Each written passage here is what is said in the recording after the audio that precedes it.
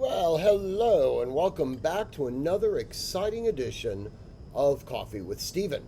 So, as you can see, I am still in London, although tomorrow I will be heading home. And as you read the blog, Sandy and I will actually be probably somewhere over Canada or the Midwest on our way back to Los Angeles.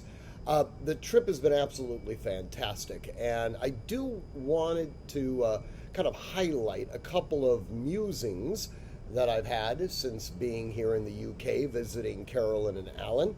The first one has to deal with, and there was a number of things that have happened, I will tell you, since we've been here. The first thing that I wanted to talk about, which I couldn't, it'd be remiss if I didn't discuss, was the Iranian missile attack on Israel.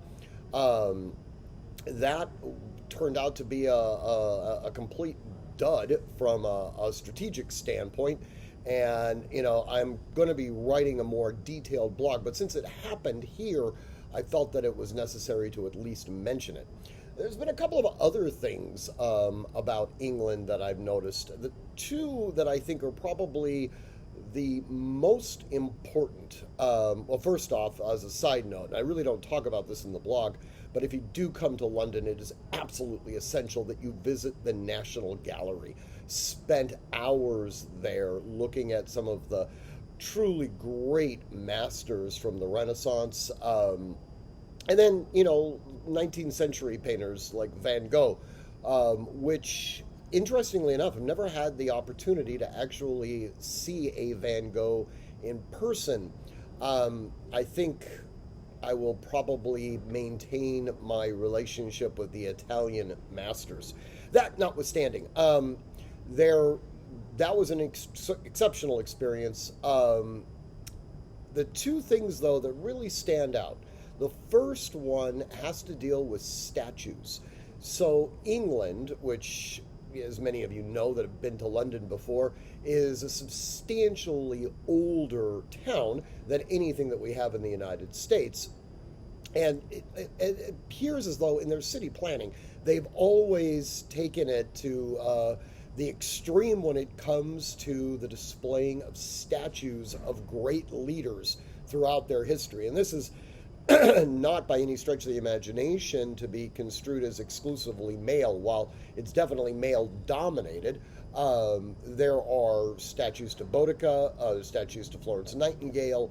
But it's something that I think that we're missing in the United States. When we would visit Cheney at West Point, we would see statues throughout the campus at West Point, but rarely do you see, certainly to the magnitude, statues that we see here in England, and I think that that's something that we are missing. I think that to a large extent the love of history is lost on our nation's youth without seeing some of these great leaders that we stand on their shoulders with.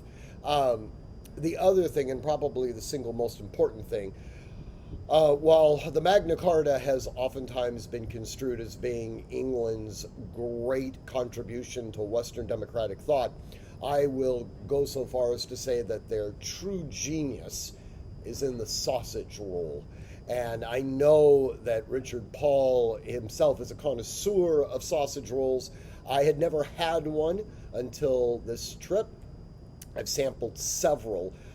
Everything from Greg's, which is sort of the Starbucks of sausage rolls. Here you see them everywhere. To, at the Borough Market, the Ginger Pig, which was a culinary delight beyond description. I am shocked that we do not see sausage rolls in the United States. I will be doing my best to rectify that error.